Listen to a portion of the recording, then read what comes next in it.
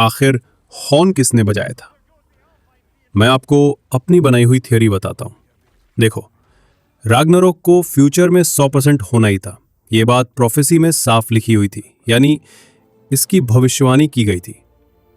और इसी वजह से क्रेटोस की वाइफ अपनी मौत के बाद क्रेटोस और अट्रेयस को सफर पर भेजने में कामयाब होती है, क्योंकि जायंट्स फ्यूचर देख सकते थे। तो जब सफर के बीच अट्रेयस बीमार हो जाता है, क्रेटोस उसे ठीक करने की कोशिश करता है और ठीक उसी वक्त कोई हॉर्न बजाकर वर्ल्ड सरपेंट को बुलाता है। लेकिन ध्यान देने वाली बात यह है कि जो भी जायंट की लैंग्वेज बोल सकता था वो उस वक्त क्रेटोस के साथ ही था। तो फिर वर्ल्ड सरपेंट को कौन बुला सकता था? अब यहीं पर आती है मेरी थ्योरी। जैसे हम राग्नारॉक में अंग्रबोड़ा से मिलते हैं, असल में वो हमेशा से ही वही थी, बस हमारा उससे एनकाउंटर नहीं हुआ था।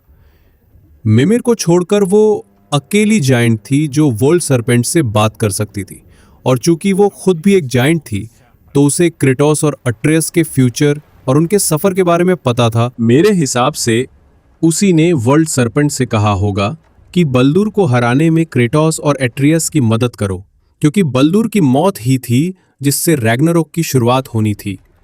अब डिटेल में कैसे शुरुआत हुई ये समझाने में बहुत टाइम लग जाएगा।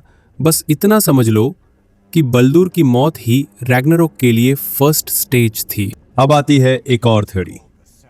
जैसा कि आपको पता है, बाल्दूर की मौत से ही रैग्नारोक की शुरुआत होनी थी।